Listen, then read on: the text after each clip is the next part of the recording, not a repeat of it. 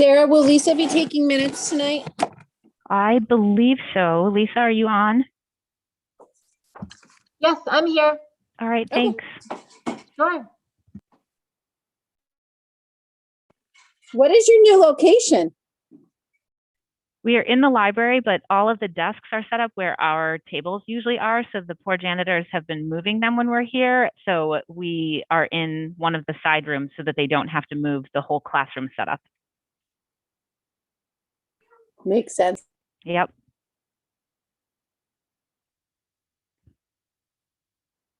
All right. Sarah, since we were just conversing, I'm assuming we are hearing each other okay. Emily, are we live on YouTube? All right, so we are live on YouTube. All 5 committee members are present. Dr. Bucky is here. So I will call us to order at 7:01. We have commendations up first this evening. And does anyone on the committee have a commendation before I turn it over to John to make a few? David? Nope, you're muted. Okay, so audio check, good. I just wanted to recognize that Marblehead's Loden Rodriguez has earned national acclaim. The Gatorade company has announced that Loden Rodriguez of Marblehead is the 2021 Gatorade Massachusetts Boys Cross Country Runner of the Year. Rodriguez is the first Gatorade Massachusetts Boys Cross Country Runner of the Year to be chosen from Marblehead High School.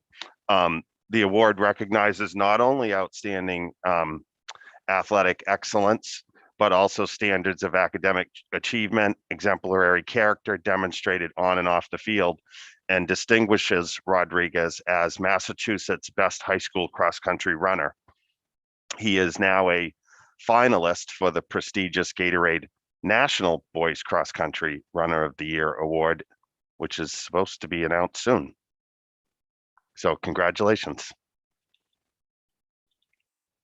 Yeah, thank you. That's great. Congratulations to Logan. And he was the state champion in the state of Massachusetts. He set a personal best, broke his best time. I think it was like 15 minutes and 31 seconds, and was the state champion. Wow. That's awesome. That's amazing. Yeah, congratulations. Mm-hmm. All right, anybody else on the committee? I'm guessing we should leave like the main show to John. Yes. Okay. I will do a shout out though. We have any student who wants to return to the buildings, we have them in full days this week. And I just want to commend all of the hard work on everybody's part, whether it's the administrators, the teachers, the students, the parents. This has been an effort from everyone. And that, if any one piece of that puzzle wasn't working, it would not be a success. So I am really excited that we're at this point. And, thank you to everyone for every piece of it. John, I think that means you're up.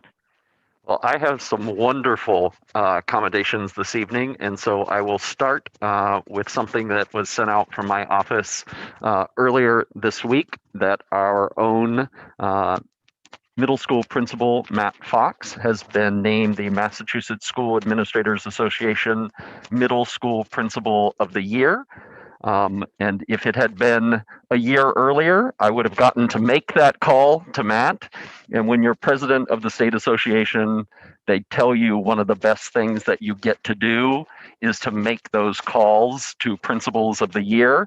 And I will say I enjoyed that, but as superintendent, to get the call from Matt letting me know that he had been named was just as gratifying. And you all know Matt, and he is very humble, and he does not want the spotlight on him, but I do want to recognize the tremendous accomplishment for Matt, for the middle school, and for the Marblehead Public Schools in general. And I did give Matt the heads up that I would give him an opportunity to respond and to enjoy this moment that he so richly deserves. So Matt, take it away. I'd like to thank you, John. And the hardest thing about this is my job is really working with so many people. We have 74 other staff members in my building with me, and this would not have been possible without each and every one of them. And our families and our students, we have outstanding students and such supportive families here that really want the best for their students. That it's been a great 10 years, and I think this is a great, in the most difficult year I think most of us have faced, really sort of a great pat on the back for our entire school. So I'm thankful again, and I've said it many times to my staff this year about the amount of effort they've put in this year, more than any time combined. So I just want to thank everybody I work with, and thank you. Matt, congratulations. I don't know if have we put out the press release into an email at this point. Okay, because I really enjoyed reading that press release. I've got an 8th grader with Matt, and but it's been mostly COVID, so I haven't gotten to really experience that as a parent as many others have, and so it was really enjoyable to read through the things that Matt's done, not only in these past couple of years, but in the longer term, and how he's moved that forward, and all the things that he's done for his students. So that was just congratulations. Congratulations, Matt. Very well deserved. And we're just thankful to have you and your staff in Marblehead. Sarah?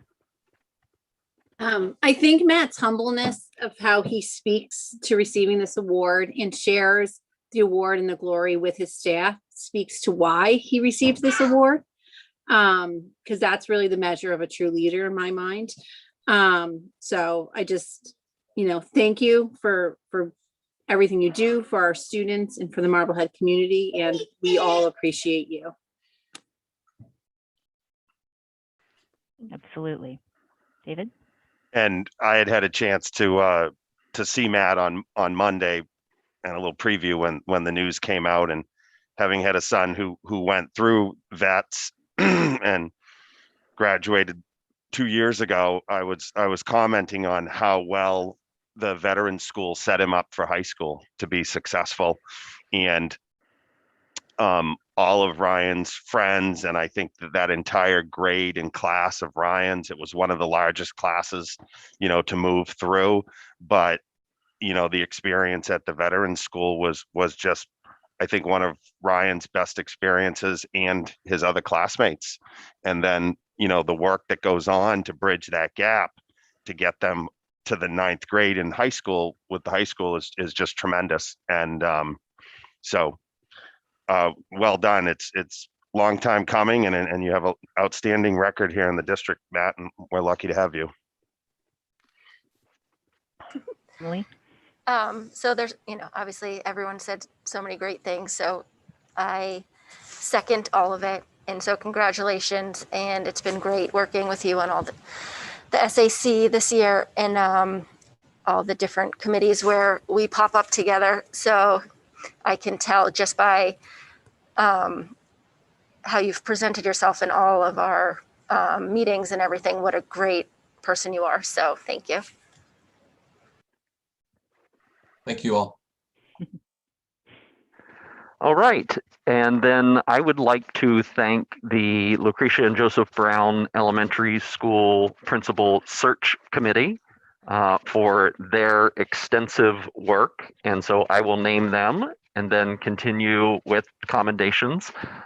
So we had Matt Fox as an administrative rep, David Harris represented the school committee, Cindy Schieffer and Brian Burke were parent and CPAC representatives, Emily Moore was a parent rep, Rachel Levitt and Melissa McGinnis were educator reps on that committee. We had over 30 applications that the search committee narrowed down to a group of semifinalists. The semifinalists were interviewed, and then finalists were moved forward to a parent forum. And I'd like to credit the Bell Coffin Eveleth PTO for putting together a very comprehensive parent forum for the finalists. The next day, Nan Murphy, the assistant superintendent, did an educator forum, and the finalists went through that.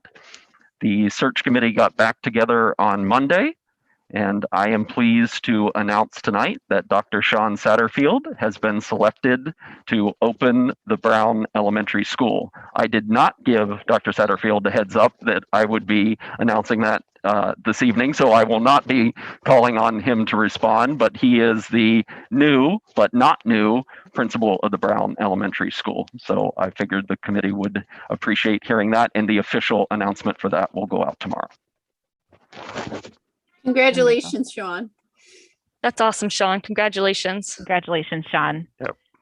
Thank you. I really appreciate it. It's such an exciting opportunity. I think this is really, being on the building committee for so many years and just watching the progression of all the buildings that we've built in Marblehead in the past 20 years. And it's really kind of a community effort, I think, teachers, staff, and parents. And we're finally just at the cusp, I think, of opening the Brown School. And I'm so excited to be part of that with the community. And I'm looking forward to working with the teachers, the parents, and the students, and really making it what it can be, which is going to be a jewel of not just Marblehead, but I think of the North Shore. So thank you. Well, Sean, we'll be together for at least another decade. If that doesn't make you That's run from for the what I've hills, heard. nothing will. Thank you, Sarah. And it's good to know that the principal will go in the dunk tank at the Monster Mash. Hopefully the new school, new year, we can bring Monster Mash back. As long See as you the water there. is heated, right? Well, Oh, I gave away the state secret now. Thank you, everyone. I'm really excited about this opportunity, truly. Yeah, and congratulations, Sean. We were just trying to look, with all these great administrators that we have in the district. But yes, thank you for your 5 years, 5 long years on the building committee, and it is all coming to fruition here. And everybody's seeing, the fruits of the labor, and seeing all the emails that are going on right now. That there's going to be a big push with Sean and his staff. I mean, it's the move in, it's going to be getting the room set up, and Nan's been over there working and determining who's going to be in what rooms, and the final furniture and fixtures and the technology and everything. So it's going to be a busy summer over there at the new school. It will be, David. And if we got through this year and the past 2 years of the transition, this is going to be smooth. I am sure of it. Right? Well, that's awesome. I'm really excited. I'm really happy, Sean. Thank you. Wonderful. All right. I think that's it. I'm through with commendation. All right, wonderful. So we have public comment up next. So if you just want to raise your hand and I will call on you, if you could state your name and address for the record. I have Scott Solberg on deck. Hi, Scott Solberg, 1 Ramsey Road. Matt, I just want to embarrass you one more time. I've had the unique opportunity of working with Matt in 3 different ways. One, having a child entering vets with some special challenges. And the onboarding for Matt was like, I had no idea just how amazing he could be in providing the supports on the onboarding. And when we had issues, how real he was and right there to support him. It was amazing. It was beyond amazing. I won't go into the details, but I just have to say, as a parent, very excited to have my child in that school. But I've also worked with you, Matt, in 2 other ways. One, the SEL committee, and then the reopening. And I have to say, as a community, we can't have better. We've got great administrators, but I have to say, Matt's work this year, his calmness, his professionalism, and his focus on doing what we need to do for our kids, I have consistently been amazed. I keep writing him to say how amazed I am. I keep telling everyone, oh my God, Matt, thank you. You have just been amazing. So thank you. I know, you know what? I know, but really you deserve this. And I'm so proud of our community for having you here. I think he's blushing now, Scott. Well, that was the plan. Thank you, Scott. All right, I don't see any other hands raised. So I will move us on to the superintendent's report. And we have a few really exciting things that are, milestones for the district and kind of big kickoff points tonight. That's kind of this meeting. So John, I will turn it over to you for the presentation of the entry plan. Great. I will share conversation that I had with Nan earlier this week in that, can you all see my screen? Okay. in that this has been an entry plan that started in January of 2020, and I have been living it pre-pandemic. And my first day in the district was scheduled to be the Monday after the March Friday closure. And so Bill was wonderful in giving me things to do to begin the transition process. And so I just want to kind of walk you through planning for transition entry, the things that I have done, and kind of some outcomes or takeaways that will transition very nicely into our planning for success initiative. That's the second thing on the agenda for this evening. Just as a reminder, back at our first October meeting, I talked to you about the purpose of an entry plan, and that is for me to learn as much as I could about the community and the district. It gives me an opportunity to understand the history and culture, as well as the needs and concerns. And part of entry, which started in January of last year, was to build those key relationships across the district. To do that, it was a phase of data collection. So there were stakeholder interviews, there were school visits, and community events. And all of this was impacted by COVID. And I'll talk to this more later, but the extent to the entry work that I wanted to do was significantly impacted, because this summer, for example, community would say, oh, we wish that you could see 4th of July in Marblehead because it's something really unique. Or we wish that you could attend this, what became the Boo Through event, because that's special. And so while I was able to do some things virtually and have progressively been able to do more and more things in person, the entry plan itself has been impacted. And that was part of the conversation with Nan, is it all starts to meld together to me, because it was part of entry, but then it's running the district in COVID while preparing for planning for the future. So as I listened and learned, some goals began to emerge. First of all, the most important thing for me is students, and to be guided by what's best for all students. And so how do we put our efforts and resources together in meaningful ways to prepare students holistically, academically, socially, emotionally for success? And so as I completed entry interviews and forums, I learned what was working, but again, through the lens of COVID. Nan reminded me of last summer, the listening sessions, but that wasn't really learning about Marblehead Public Schools. That was learning about the impact of COVID on the Marblehead Public Schools and what had worked during the pandemic and what had not worked. And so I am now getting to see firsthand with students back in the building, not in cohorts, in classrooms that are up and running, things that I would have anticipated seeing in September had it not been for COVID. I think communication doesn't come as a surprise to any of you, that's very important to me, and it's very important to this community. Through stakeholder interviews, the word transparency, open, honest communication. And I think that that has not always been the case, and that sometimes information from Widger Road needed to be clarified. And so sometimes things that come out now, there is some skepticism, understandably. So I think that there is continued work that needs to be done in terms of building trust through those key relationships, so that communication is seen as open, honest, and transparent. Culture and climate, again, that speaks back to the communication issue and the transparency and the trust. And again, I led in the fall with presume positive intention. And I, again, think that that serves us well. I understand that not everybody is there based on history in the district, but I think we have made very good strides this year of building trust in relationships that what people are seeing, what people are hearing is what is actually happening. Organization, structures, systems, capacity, and alignment.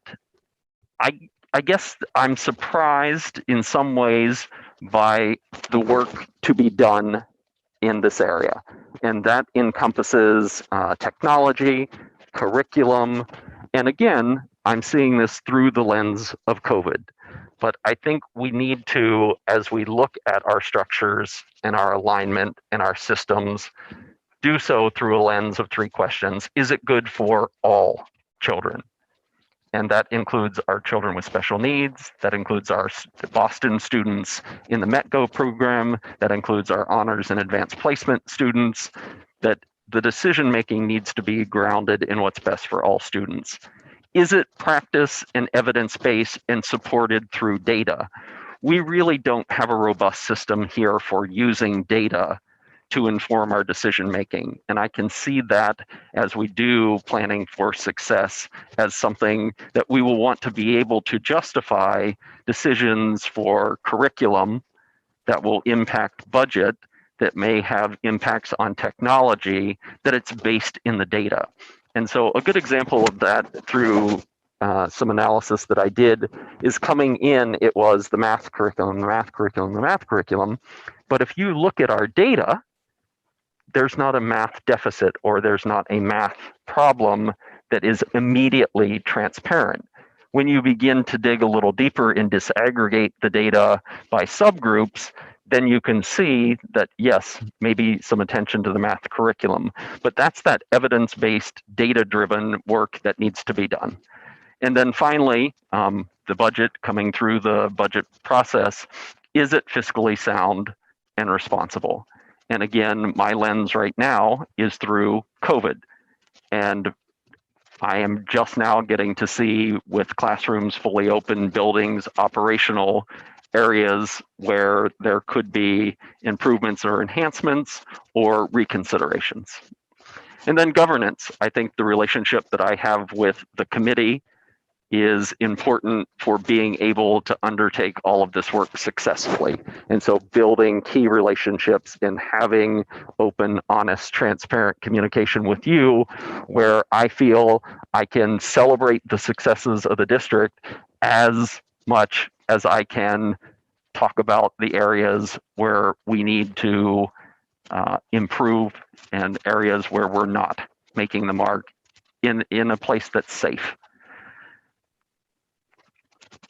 The next several pages, you got the long version of this, and I'm not going to take the community through this. This is available on the website. It's available in the Dropbox, so the community. But I just did a progress key, things that I wanted to do that have not been initiated yet, things that are in progress, and things that are complete.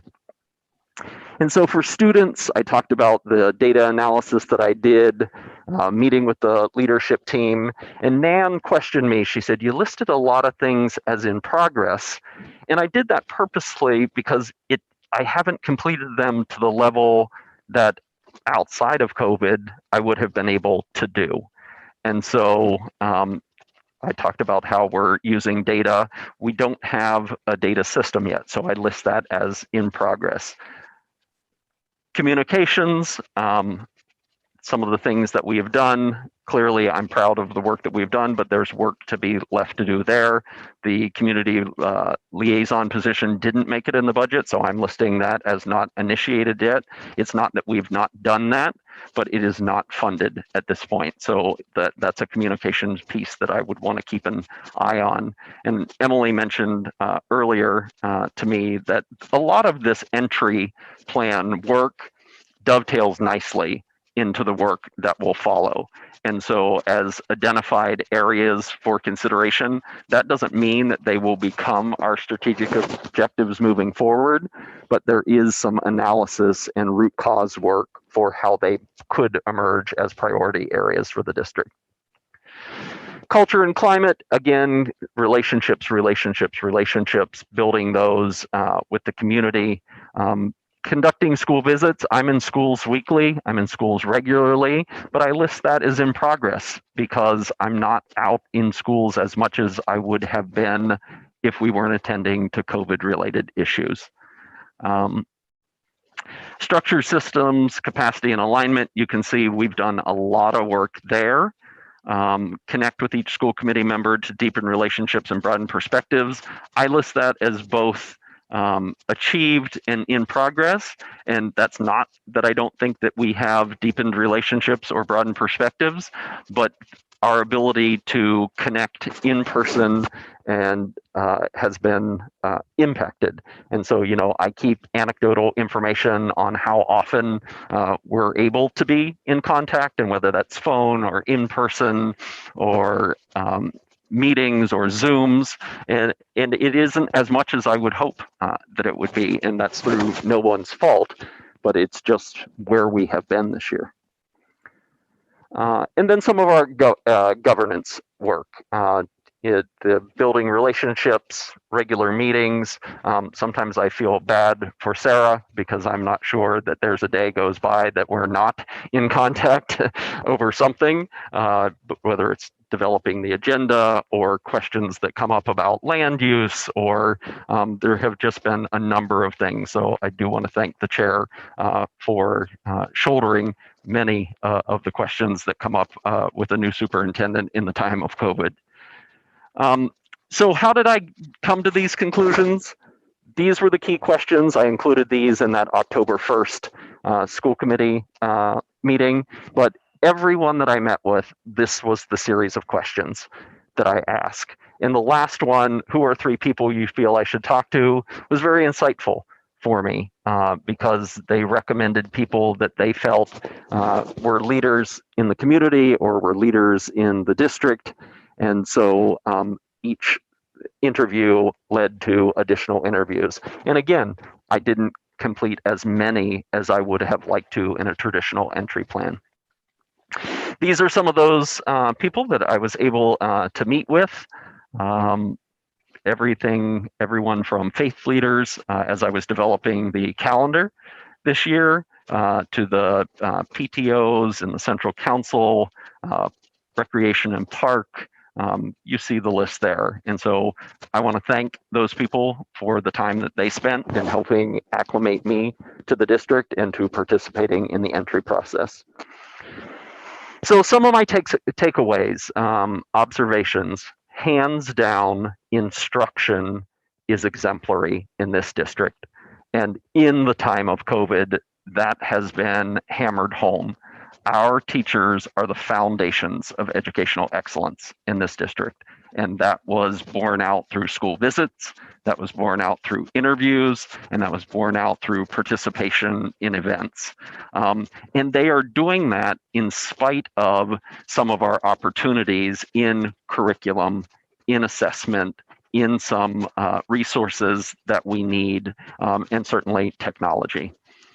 Marblehead Educators Association, you have heard me say this regularly, but it bears repeating.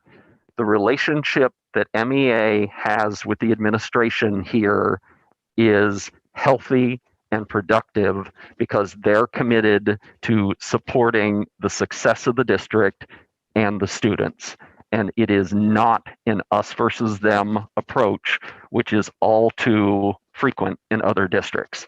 And so to the MEA that I meet with weekly, that has negotiated 2 successful memoranda of understanding with us, that is a key takeaway from the entry process for me.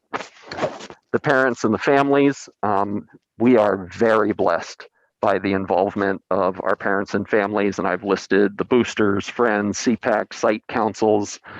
They augment the public school experience in Marblehead, and so I'm very grateful for them, and that's one of the observations from my entry work. And then the community.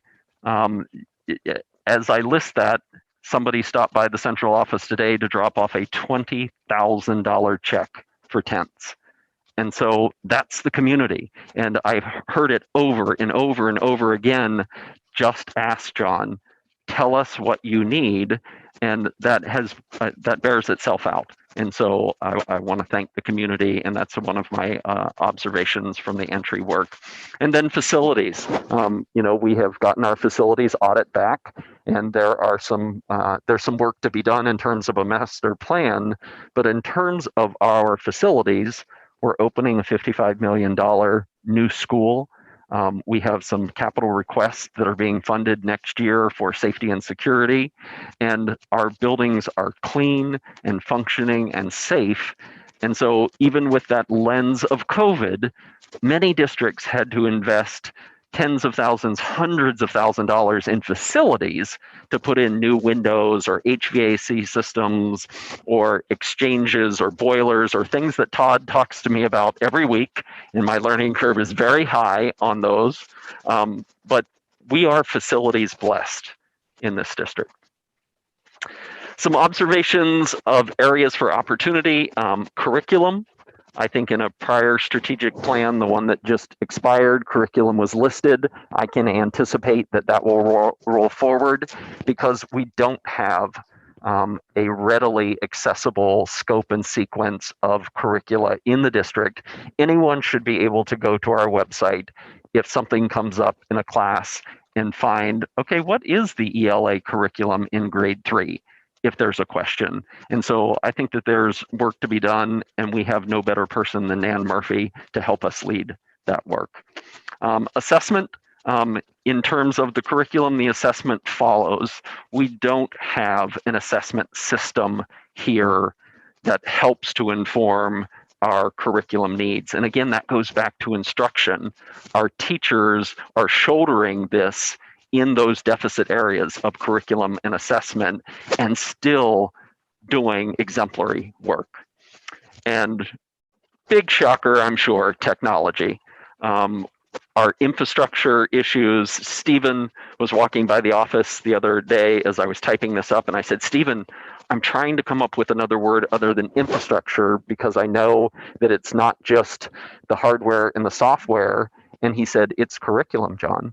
There is an absence of technology curricula, STEAM curricula in the district that once we get the hardware, software infrastructure, we need to be teaching students as early as the early elementary in keyboarding skills and basic functions and then internet safety. And that is not to suggest that that work is not going on, but in a scope and sequence, comprehensive, curricularly aligned way, so that if a parent wants to know, well, what are kids learning about in terms of technology in the 7th grade, they would have access to that information. And I just want to acknowledge the people on the screen. My coach, Dr. Chris McGrath, has been amazing at helping me to stay on track with an entry plan that was never on track, and in reassuring me that some superintendents are presenting this next September. And so I'm pleased to have gotten it to this point where we were able to present tonight. Bill McAuliffe is always just a phone call away and an invaluable resource in terms of his insights to the district and his ability to kind of fill in gaps when I'm scratching my head and things aren't necessarily adding up for me. Then Mask, Nesdek, Nan, who is really a co-leader with me. She has been an invaluable partner in this work, and she took the time to read all 22 pages that I sent along to you this week. And then Lisa, the constant editor and cheerleader. And so I just want to thank all of those people for helping me get the entry plan to be able to present it to you tonight. And so before I go on to the next step, I would pause for questions. All right. Any questions out there? There's a lot here. Yes, there's a lot All here. 22 pages of it. No, I mean, I think there's no surprises, which is good. I think you've, hit on the things that we would expect, we all expected to come out of it. Obviously, it's been a different situation than would have been ideal, with socially distanced and not really being able to create some of those relationships. So hopefully you're getting to do, we can start to get to do some of that stuff now. But, this is very comprehensive. So thanks for putting it together. Absolutely. Sarah, do I see your hand up? Hi. So one of the, this was a very comprehensive plan. Thank you, John. One of the areas when I go back to the organizational structure, systems, capacity, and alignment.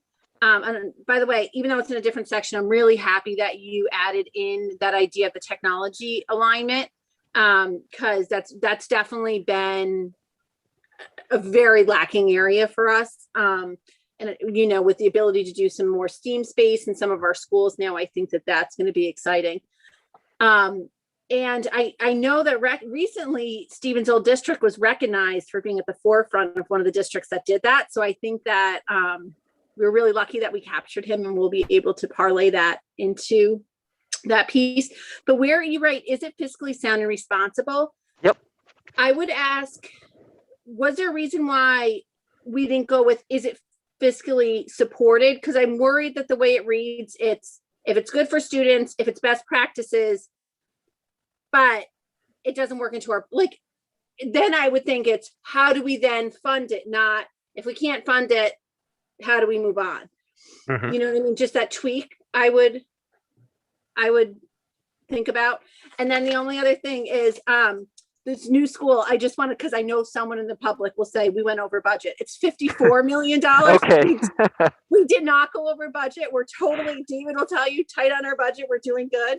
And we definitely, I was waiting for that to be in some headline tomorrow that we went over. We absolutely are staying at the 54 million. Valid point. Into your first point, Sarah, I think that will tie nicely into the Planning for Success initiative, that adding the nuance of language in there so that supported would be added to that as well. Anybody else?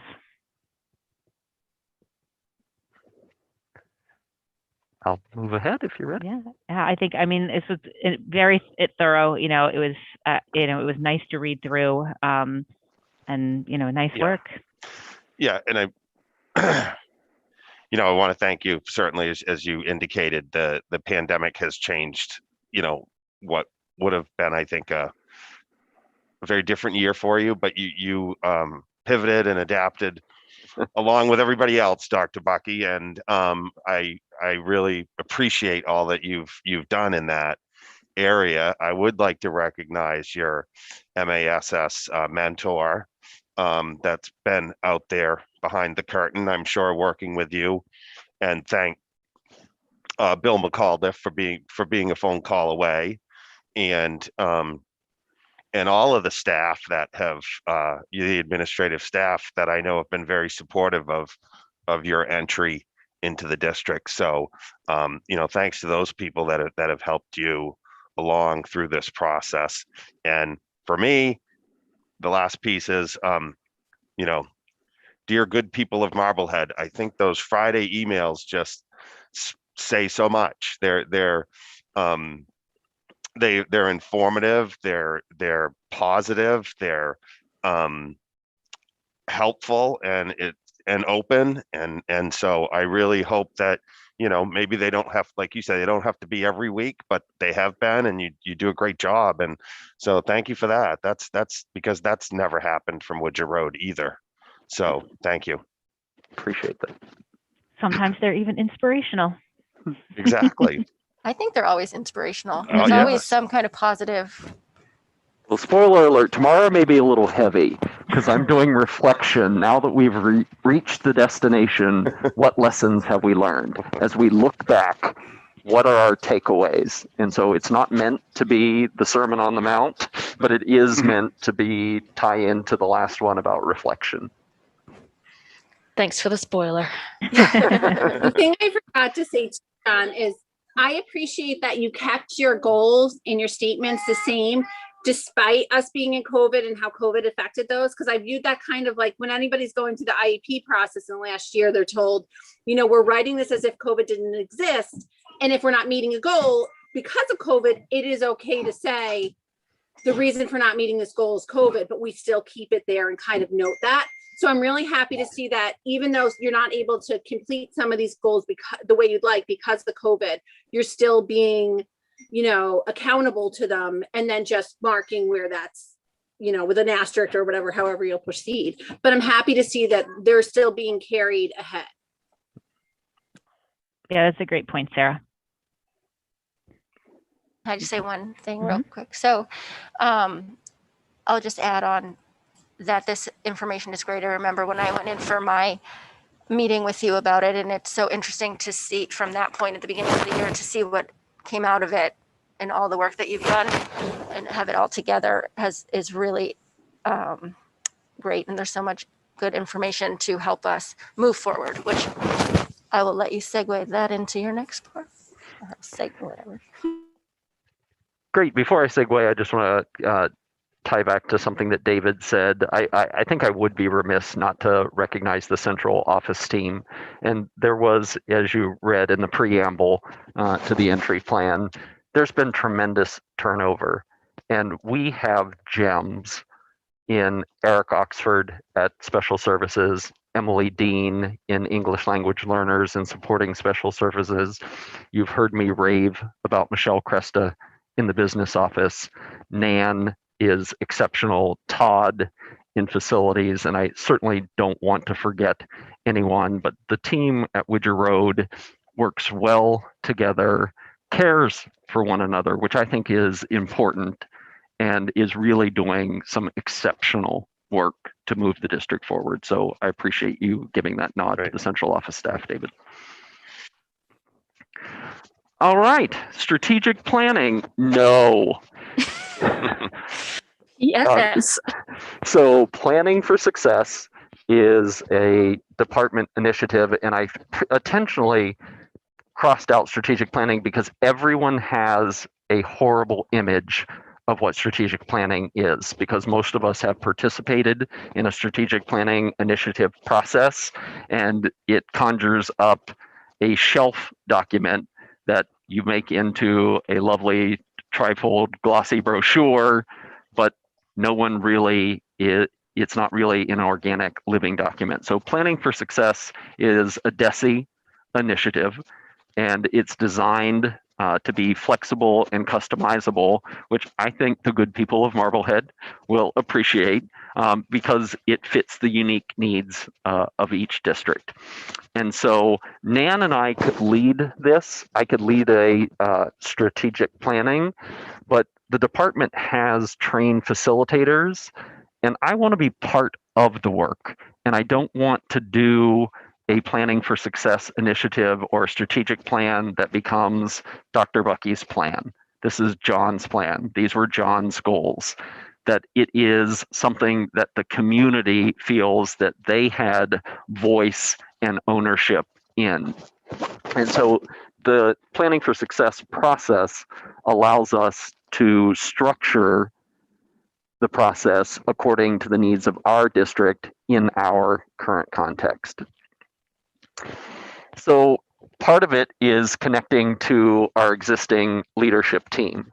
And so rather than a traditional strategic planning initiative where people get in the room and look, the leadership team can serve as kind of an initial planning team, do some of that SWOT analysis. What are our strengths? What are our weaknesses? What are our opportunities and threats? Do that root cause analysis, much of which I started in the entry process of looking at current structures and systems and data within the district that can bring that to a larger planning team. And so I think it has been very clear as the superintendent in Marblehead that the community wants to be involved and wants to be included to contribute a positive culture, to help build a shared understanding of the work required to serve all students and trust among those stakeholders. And that's another reason why I think having an outside facilitator come in to train the planning team, and I'll get to this in a minute, will increase engagement and ownership in this process. So how do we identify the planning team members? And all of this stuff is off of the department website. So if you did Planning for Success Massachusetts, you would get to their website that contains hundreds of resources and case studies of districts who have used this, from vocational technical to like districts to Marblehead to regional school districts to individual schools using this planning model. And so when we identify the team members, it's important to me that I am not picking them, that it is an open process made available to everyone. Now, we're not going to have a cast of thousands, as I'll get to in a future slide, but I don't want it to be seen as the superintendent handpicked people for this process, because I do want it to be a representative voice of the Marblehead community and the Marblehead Public Schools, which I think will strengthen the engagement and lend credibility to the final product. So the planning team, as it is envisioned, would be 25 members, and these are the members that I am suggesting. And the CPAC representative, METCO representative, that could be a parent, that could be a student, the elementary parents, teachers, community members, that could be a Board of Selectmen member, 2 school committee members, and 2 students. The leadership planning team is not the full leadership team. We have over 20 once we get together with all the assistant principals and directors. But this smaller leadership planning team would do that root cause analysis work. They would do the SWOT and the data analysis to share with that larger planning group. Timeline, this is aggressive, but I think that if I'm hearing people correctly, they want to be able to have our planning for success model in place where the objectives, and that would probably be 3 to 5 strategic objectives, are identified, and those initiatives that we will undertake in the first year and how those will help us achieve those objectives, and at the same time, what are the supports, to use Sarah's word, necessary, financial supports, community supports, educational supports necessary to help us achieve those. And so the timeline that you see is framed according to the Planning for Success model. So designing the planning process is tonight, me outlining the vision for what the planning process will look like, getting started with the teams in May, in June, doing that envisioning the future work. And the neat thing about Planning for Success is that 25-member team, the facilitator will train each member in a protocol for envisioning the future. And the protocol itself is called Back to the Future, which I think is kind of fun. But I think, and I wasn't here for it, but it kind of resonates with me, is how you approach the new building project in getting support from the community and going out to representative groups and sharing the information for them. This envisioning the future work, the committee members would be trained in the protocol and then take it out to groups and engage them with the protocol, and then bring that data back to the larger planning group to disaggregate. And so that's how you get to those strategic objectives. And so, a community member might go to the Board of Selectmen and do the protocol with them. Somebody else might go to the Rotary or the Chamber of Commerce. Matt would do the middle school faculty. Dan might do the high school student council, or the student rep might run the protocol. And so you get all of this data coming in, and then you get to see what are those consonant themes that keep emerging. What are those things? Is it budget that people are talking about that continuously rise to the top? Is it technology? Is it curriculum? So that's how this becomes an inclusive process. There's a 25-member team, but they're going out and maybe interacting with thousands of people to generate the data and information. So it kind of sounds like the superintendent search as well, that NESDEC led those small groups. that reached out to all different aspects of the community and then brought that information back to us so that we could create the, I forget what it was called. The candidate profile. Yeah. Ideal candidate profile. Actually, Sarah, you make an excellent point, because I had envisioned that this was going to run very, very similar, because what came out of those meetings, as we know, was really eye-opening in a lot of ways, but so important, because everybody that wanted to say got to say. And we had these workshops where they, and I watched how NASDAQ ran it. They would write words on a board that came up in themes, and every time it kept coming up, they put another dash next to it, and you'd very clearly see what the main themes were. And then it came back to the school. Those main themes came back in a report to the school committee, where we sat down and then designed an ideal candidate profile. And I envisioned that this would follow a very, very similar path to that. That is exactly it. So you would see the NASDAQ person running that would be one of the planning team members initiating the protocol with that group. And so they would be getting the answers and the feedback and the input from everyone that is in that group, if it's the Rotary or if it's the high school faculty.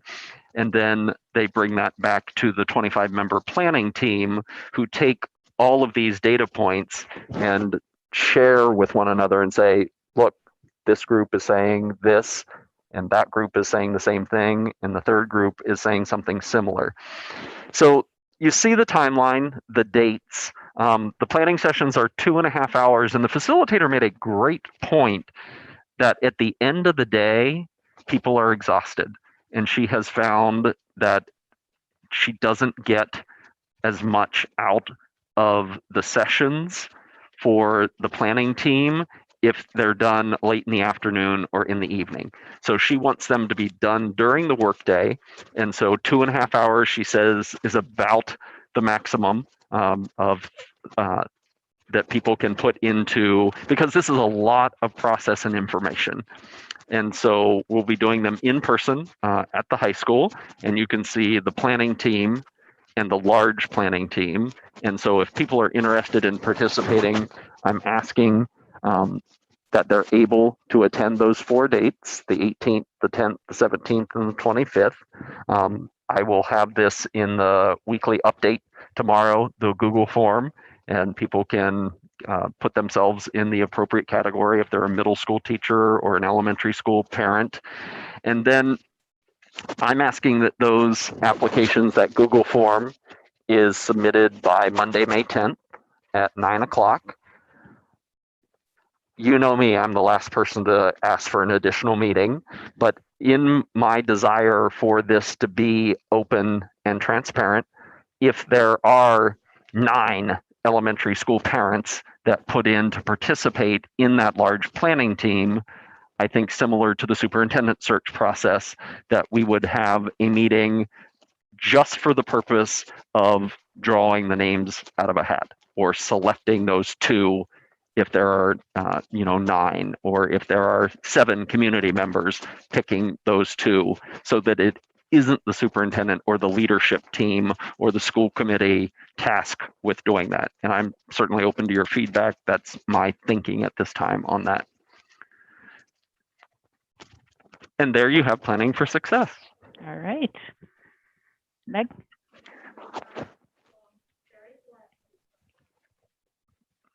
Thank you. I am very glad that we're kicking this off and getting this underway. So thank you for doing this. Can you go back to the slide with the membership? So this is a comprehensive team, and 25 is a lot. I don't necessarily want to add to that, but there are some members that I'd like you to consider. One of the things we've been talking a lot about this, especially the past 6 months, is about inclusivity and equity. And I would really like to see a METCO student on this. So I think that's an important perspective for us to make sure we include. I'd also like to see a person of color from our staff included in this as well. And I know that you mentioned Selectman as a community member. I do think that's a very important role to have, because when we start talking about the bigger picture, I mean, the schools obviously are under school committee and superintendent leadership, but it's a huge part of this community. And especially when we're talking about inclusivity and equity, that goes hand in hand with what happens in the community, as does how are we then going to support the plan that we come up with. So I do think that's an important role to add to this as well. So if I can just kind of make that plug for those three. The one question I had is on the schedule, especially if we're going to have students. It says 9 to 11, so just making sure that, you know, that's going to work for their class schedules. We will ensure that that works. Okay.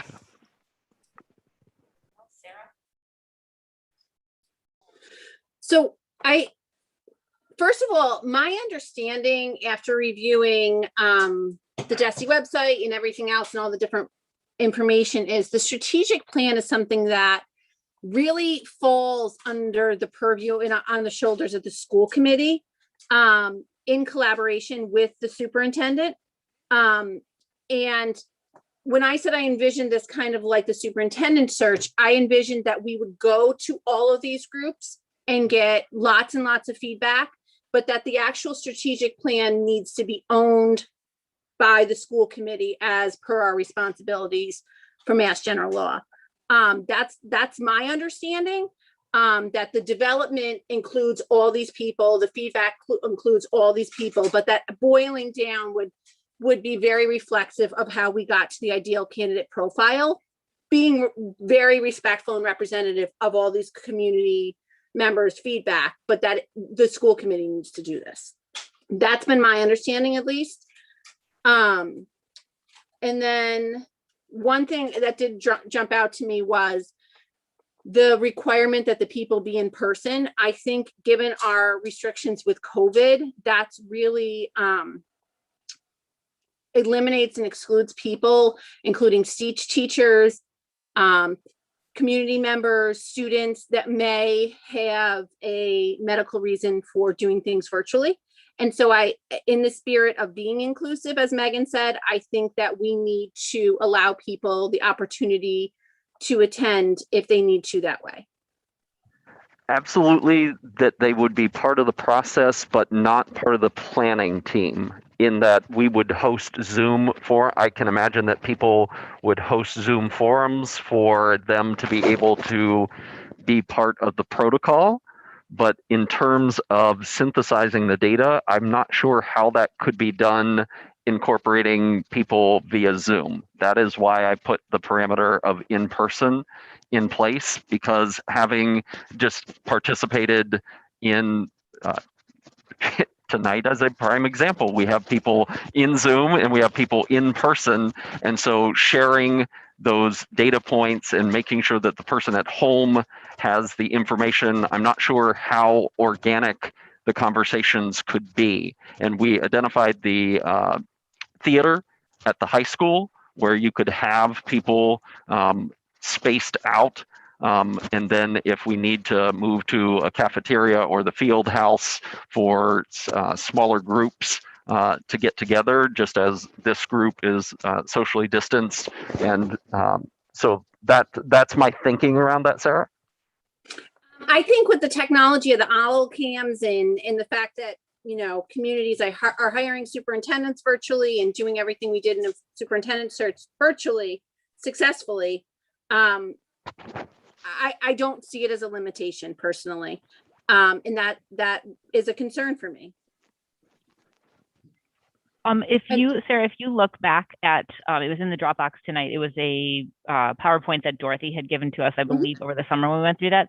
So if you look at that, the school committee approves the plan, but it really, you know, if the slide says complementary leadership roles, and it sort of goes back and forth between the school committee and the superintendent, and then kind of gathering and synthesizing that data all together. No, I think that's true that the superintendent and the school committee synthesize it together. But I think about like a 25-person committee that's a lot of people. And if we're potentially adding 3 people, I know that when we did that search, we were told by the professional consultants more than 12, 13 really becomes unruly to the point of hard to function. This is actually pared back from what Planning for Success has. They have some case studies that you can read about how the model has been implemented in other districts, but they have had 30 to 50, which is horrifying to me. And so I actually went on the lower end with 25. So maybe I'm reading this wrong. I read this as these are all people that are sitting down drafting the document together. Or is this people that are getting the outreach and the feedback and then bringing it back and putting that forward? Yes and yes. So they are trained in the protocol. They're going out and gathering the data. They're then coming back with the data and synthesizing it with the facilitator and coming up with those strategic objectives. And again, a traditional strategic plan, and I am consciously trying not to use that word, would have been multiple pages.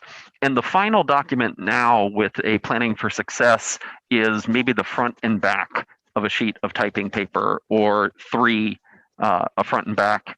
It is not meant to be a 30-page document. It is really, and I agree with Sarah that the school committee ultimately approves this, because oftentimes your strategic plan are going to have financial implications, budgetary implications to it. And so if the strategic plan says we need to build a new middle school, then the school committee is probably not going to vote that as one of their strategic objectives. But the group, the 25, is putting forward a plan for the school committee's approval. So Sarah, you are right in your trajectory of your thinking. So in that way, kind of like the reopening plan this past fall, in that it was kind of put together, but then the school committee certainly approved it and also kind of had their imprint on it as well. Absolutely. Okay. Emily, did I see your hand go up? I just have a comment about the time that these meetings take place. I think having them from 9 to 11 might have some parents and community members not put their name in because of work. So it might be a good idea to do one in the morning and then maybe the next one in the evening, just so that if someone who does work might take some time off, but then doesn't have to take multiple days off to do this, because I know there's so many community members who would want to be involved, but I don't want that to, hinder their application. I do think that is an important point, but that's also why we limited it to 4.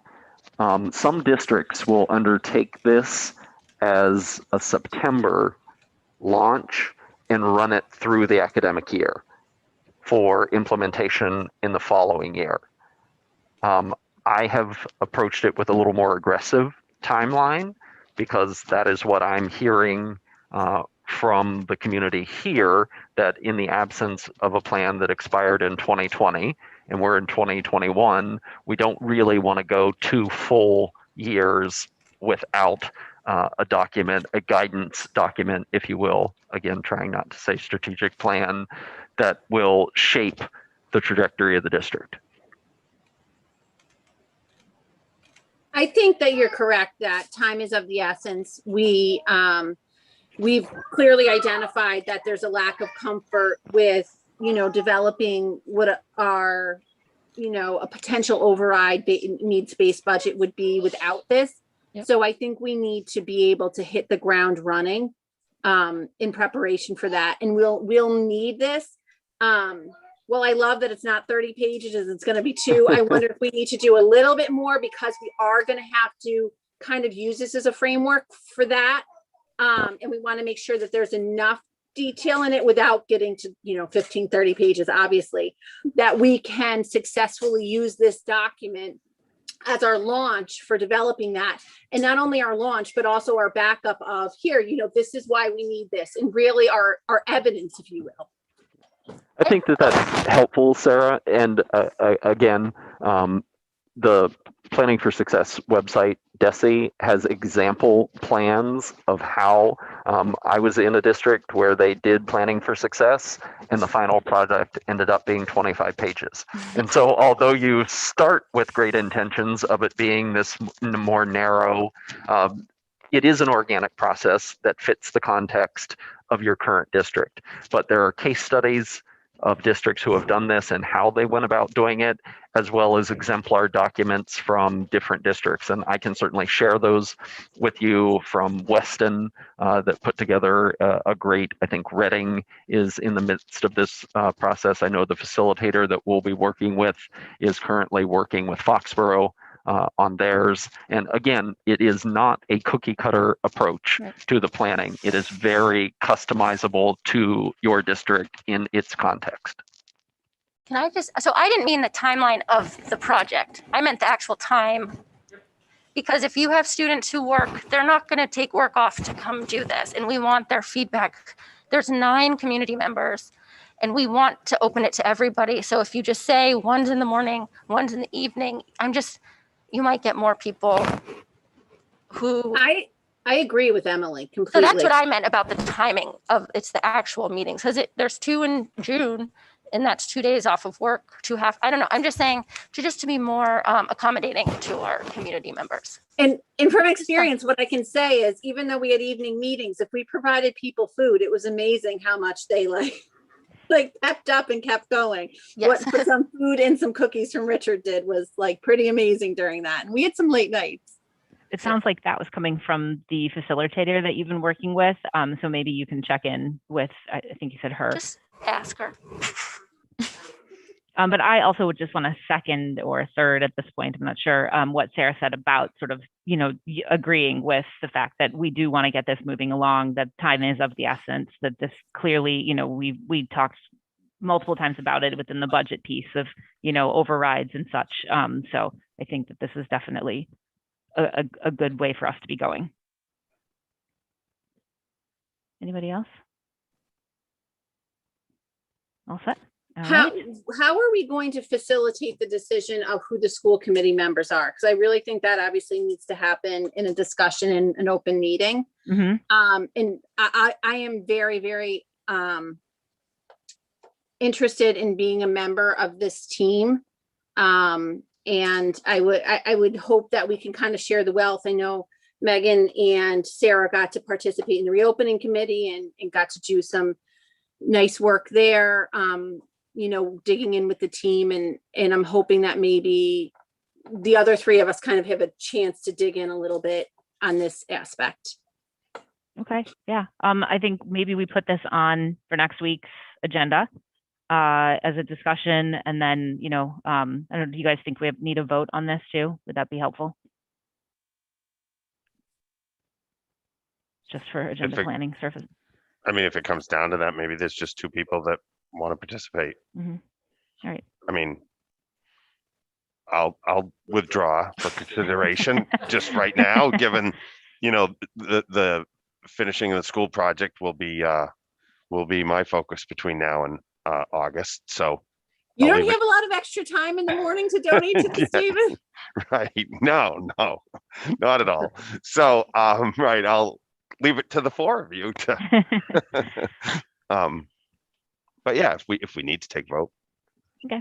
All right. Well, yeah, I'll put this on the agenda so everybody can kind of think about it and think about their own times. And if those times have to change or are able to change, that could be communicated to the committee as well as to the community.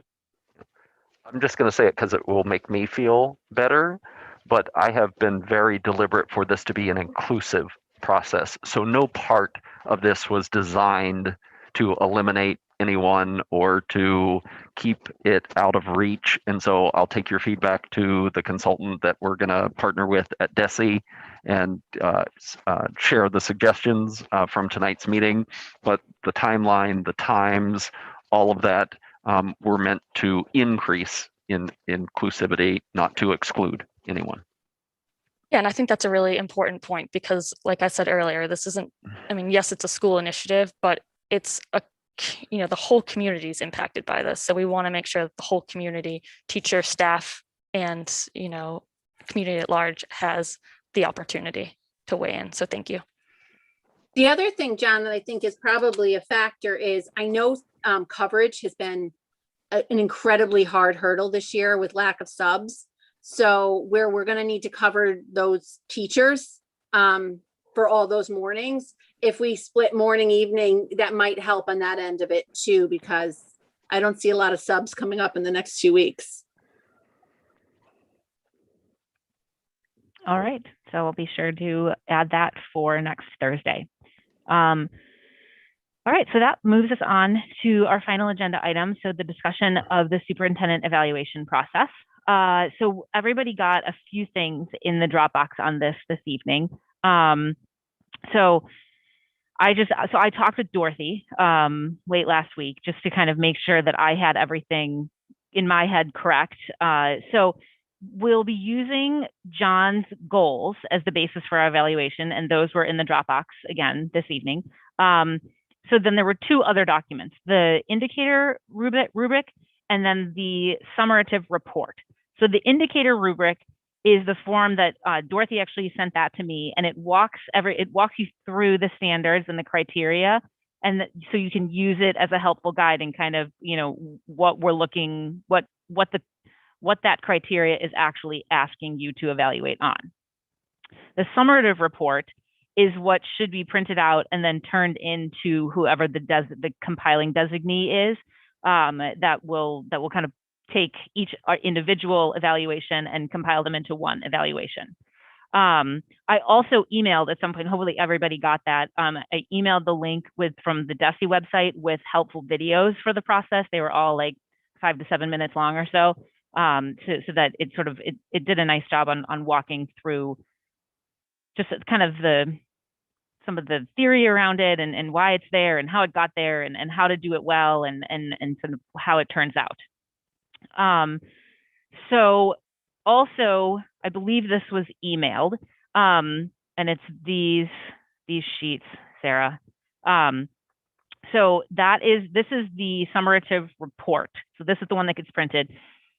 Dorothy's suggestion was that John suggests 6 to 8 criteria that we are looking at in the evaluation. So we're not evaluating him on every single one of those pieces in all of the four standards. Thank you.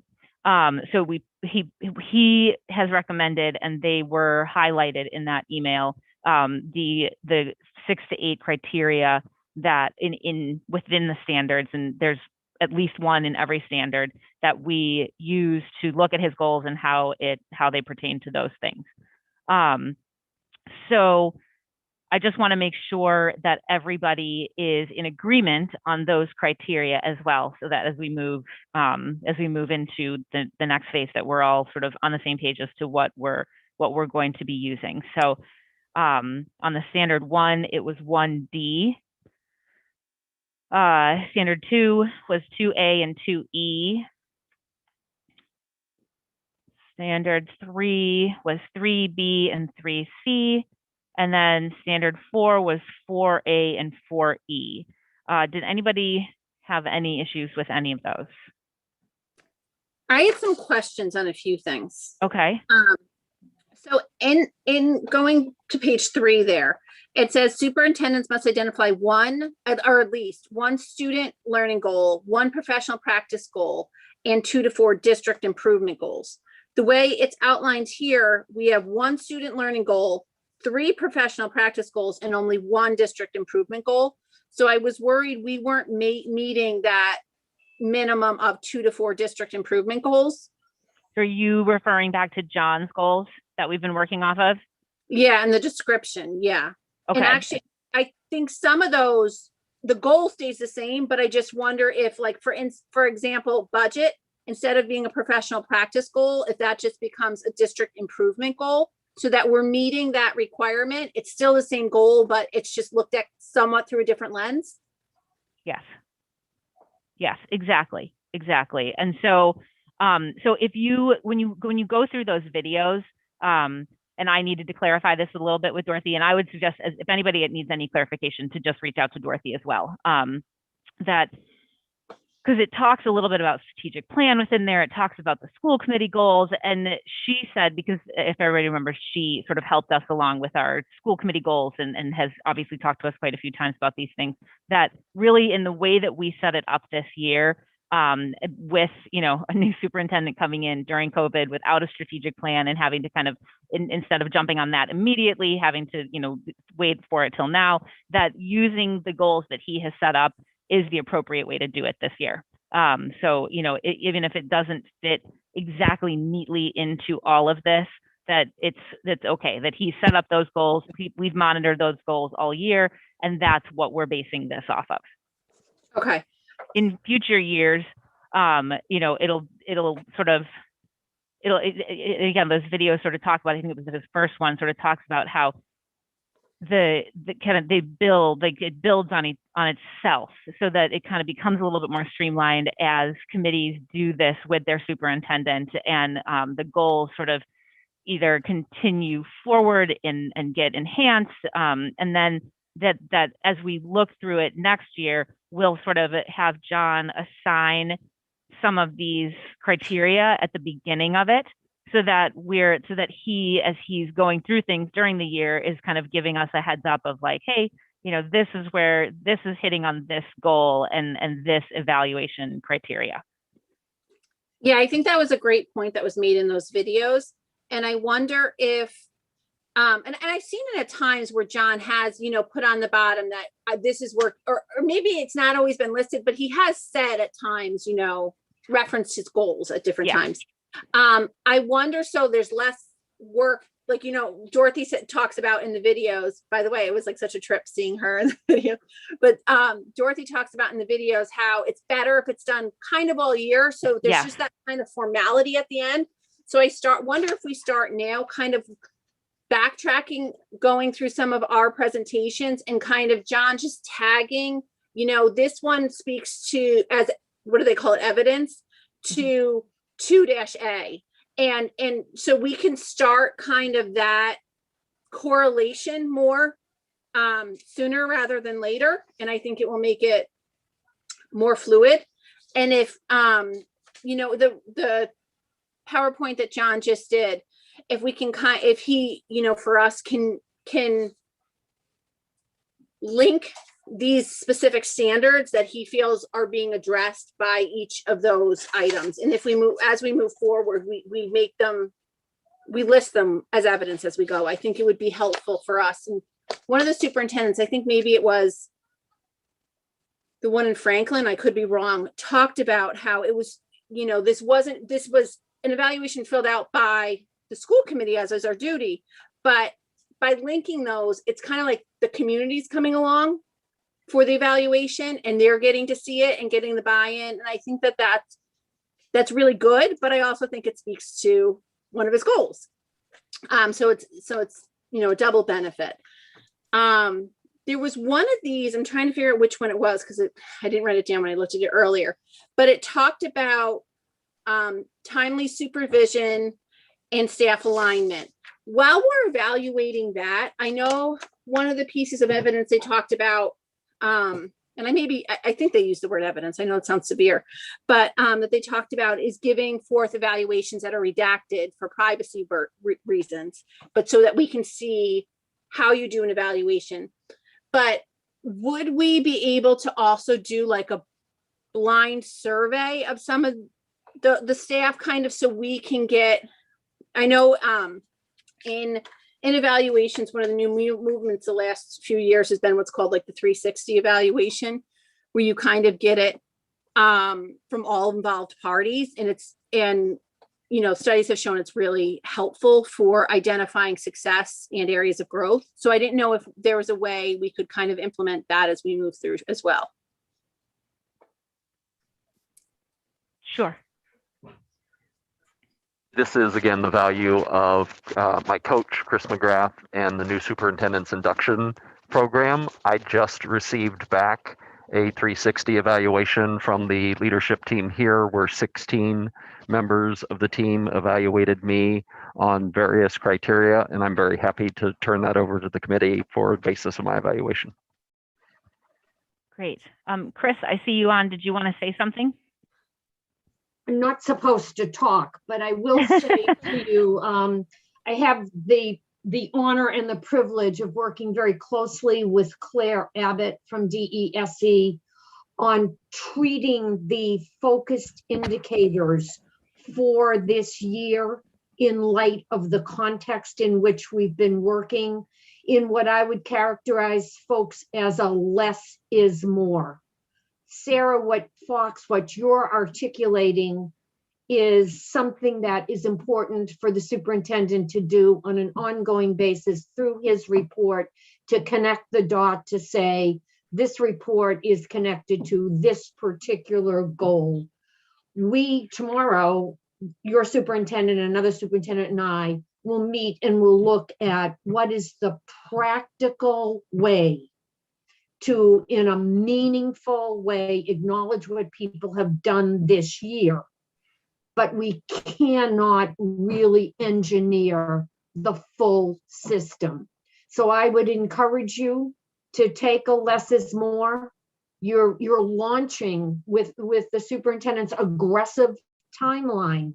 You're going to launch a plan, whatever you call it, a blueprint, a partnering for success, whatever you call it, at a time when you're going to be so well positioned to link that plan with your superintendent's goals, with your administrator's goals, with the goals as outlined on your school improvement plans. You are putting yourself in a 5-star position. I think you ought to cut yourselves some slack with respect to how you handle the superintendent's evaluation this year, because you have to COVIDize it. That's our reality.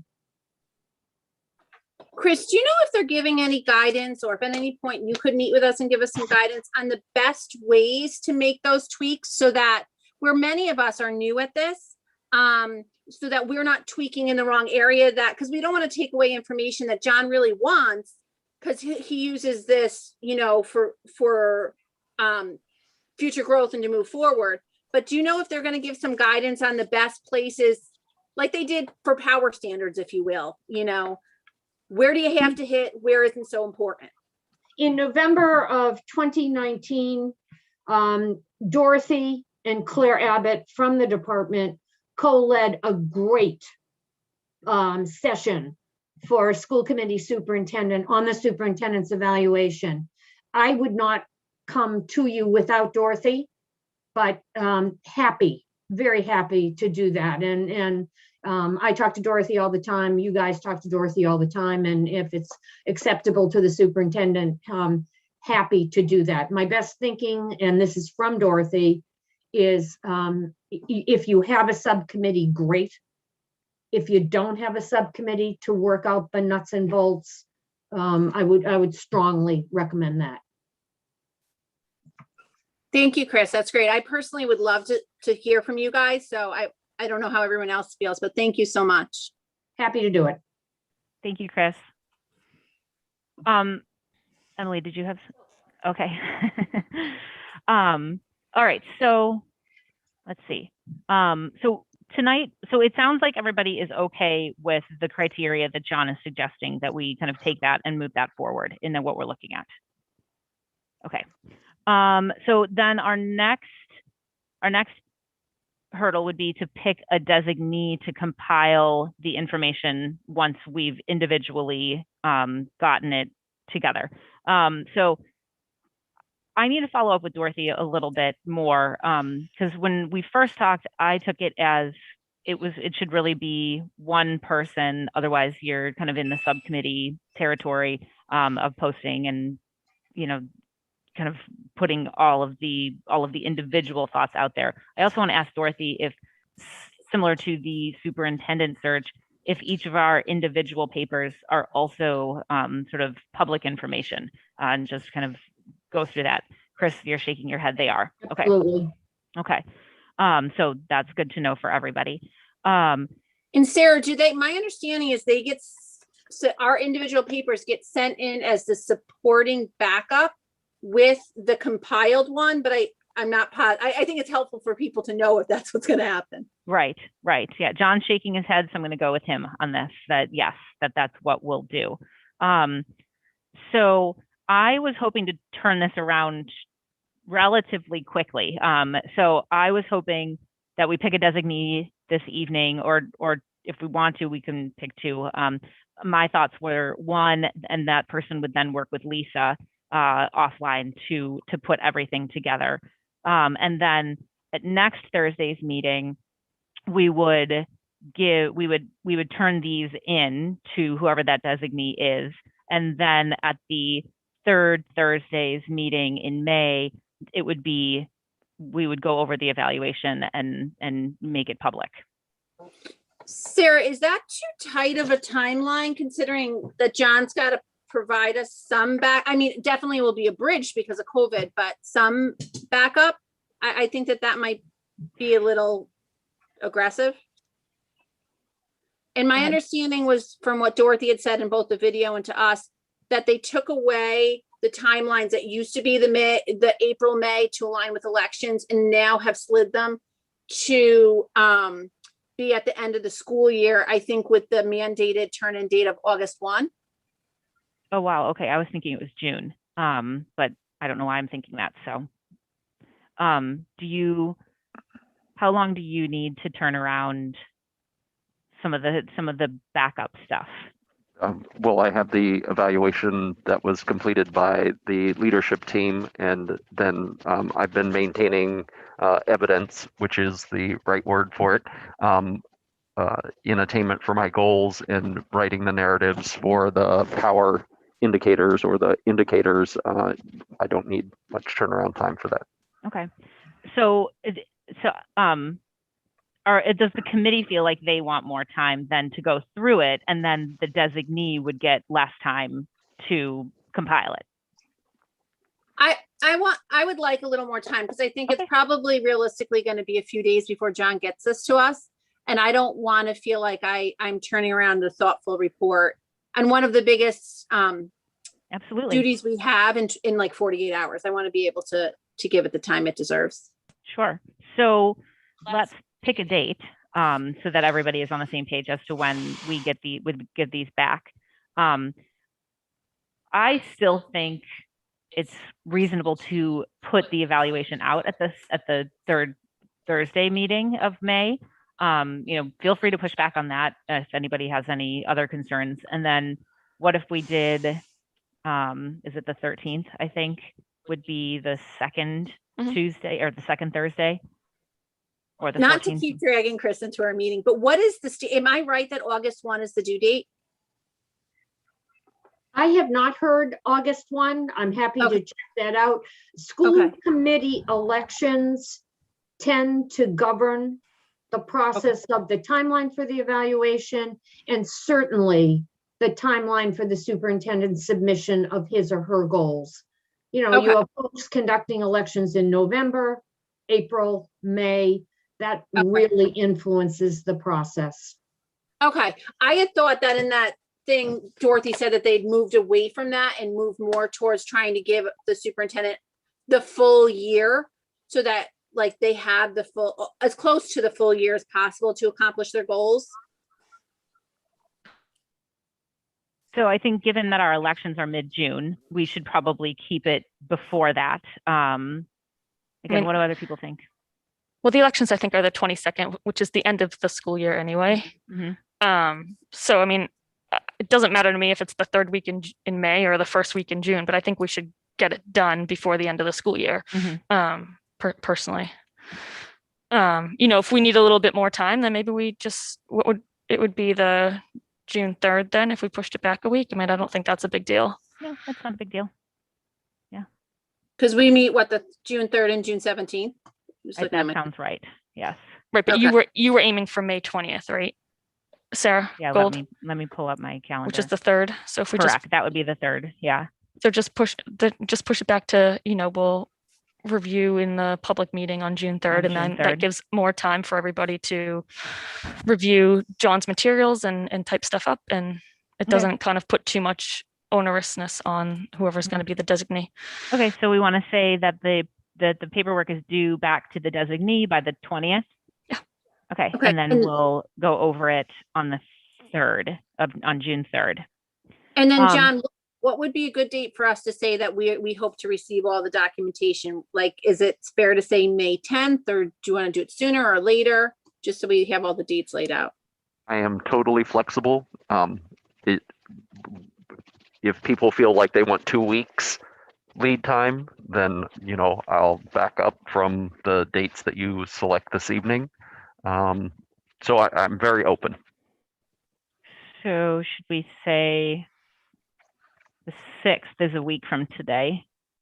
Do does that sound reasonable? Sure. Okay. And if you need more time, just let us know. Right. This is the joy of being the only public official that is evaluated in public.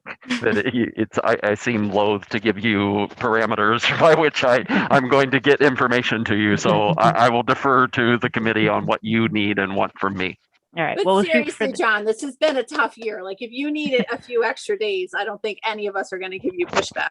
yeah. If we'll say the 6th, and if you need more time, just let us know. That's perfectly fine. Let's see.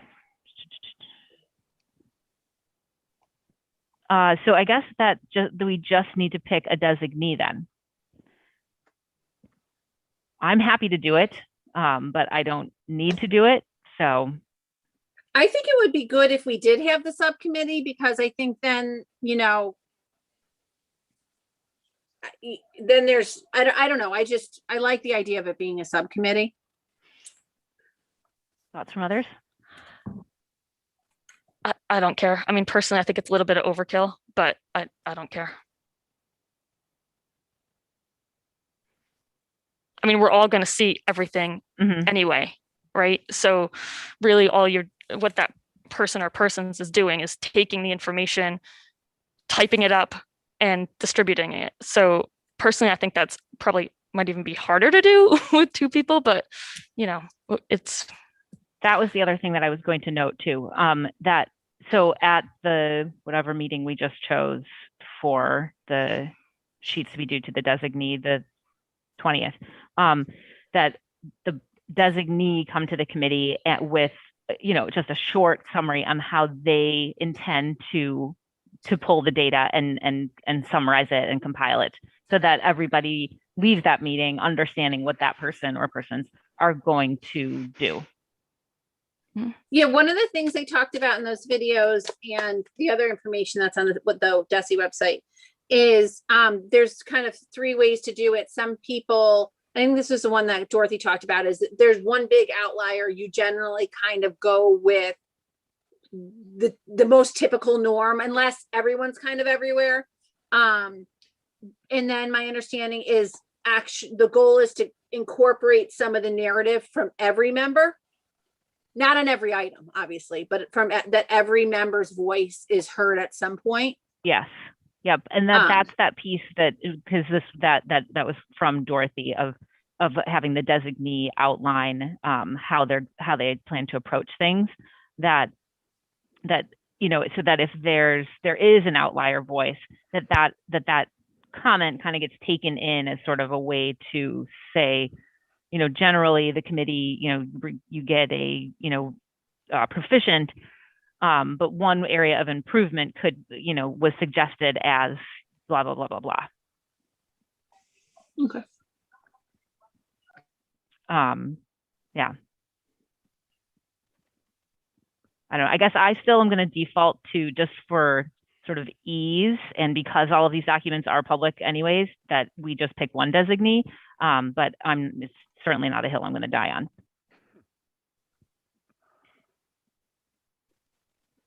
Emily and David, do you have thoughts? Do you remember, David, how this has been done in the past? Sarah, I think you were on the committee the last time we did this, right?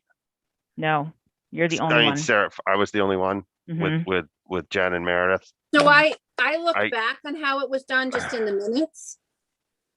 Yeah. I thought one year Susie Pratt Susie Pratt compiled the data, if my memory serves me, and brought it forward. I think, and then either Jen or Meredith did it one year, I think. It's when I talked to Dorothy, she said customarily it's usually the chair who does it. But again, this is, you know, I'm happy to do it. I don't have a need to do it. I think I if was all, saying subcommittee, because in those videos, it sounded like they talked about having subcommittees. Mhm. I don't think any of them didn't have one, but that's just on those 5 model districts. I think they were all larger committees as well, and regional committees, like between, like it was either a larger one or a regional too. There might have been 9 school committee members. I haven't seen them yet. Well, there were a few that had like, oh God, the lights just went on. You know, because they were regional, they had like 12 committee members and they had to have people from both, you know, from both towns or all towns. So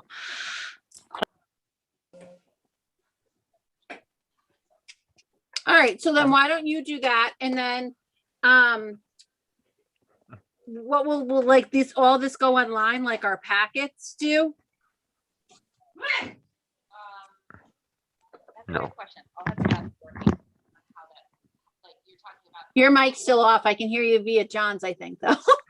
Sorry, that's a good question. I will follow up with Dorothy to see exactly how these things should be posted. And I think at one point Lisa was telling me that the compiled, at very least, the compiled evaluation has to be posted 48 hours in advance of the meeting. So there are some rules around this. Okay, sounds good. And then if you just have that information when we talk at whatever that meeting was about the process. Yes. Yep. Again, I think it's always helpful when you're writing to know where it's going. Yeah. Yep. Absolutely. Yep. All right. All right. We good to go? is that it? I think so. Yeah. so you're going to be the person. I will compile. So Yes. And I will work with Lisa as well, so that there are sort of there's like another set of eyes on it. That is, I don't know. I'd like to think we're all objective, but I'm also gonna reach out to Dorothy and see if she's got some. I mean, we've seen a lot of evaluations like this, but some model filled out evaluations. I know you find it surprising, but I tend to, you know, like to go on in commentary. So I want to know what level of detail they're looking for in our comment section. And so I'd love to see some models for that, because I don't want to get too detailed. That's great. And then will you pass those to everybody if she sends Sure. them to you? Sure. I definitely will. all right, great. Okay. That leads us to the end of our meeting tonight. So I will, so are you good? Chris came back on the screen and unmuted. Oh. So I'm wondering if she has some tidbits to share. I would just, Sarah, I would send you to 2 places, Essex North Shore. And that's a personal connection for you because your appointed representative to that committee is the Marblehead Yep. gentleman. And I would point you to Concord Carlisle. Those are 2 places where, and John probably has many more, but those are 2 places where I think they've done it in a particularly thoughtful way. Great. And so at Essex North Shore, I know who to reach out to, but Concord Carlisle, just reach out to their chair. I would reach out to their chair. Their superintendent is Lori Hunter. She would, it's a regional school district, so it's a little bit different. Okay, thank you for those recommendations. Welcome. All right. Thank you very much, Chris. Okay, so I will then adjourn us at 8:38. Thank you, everyone.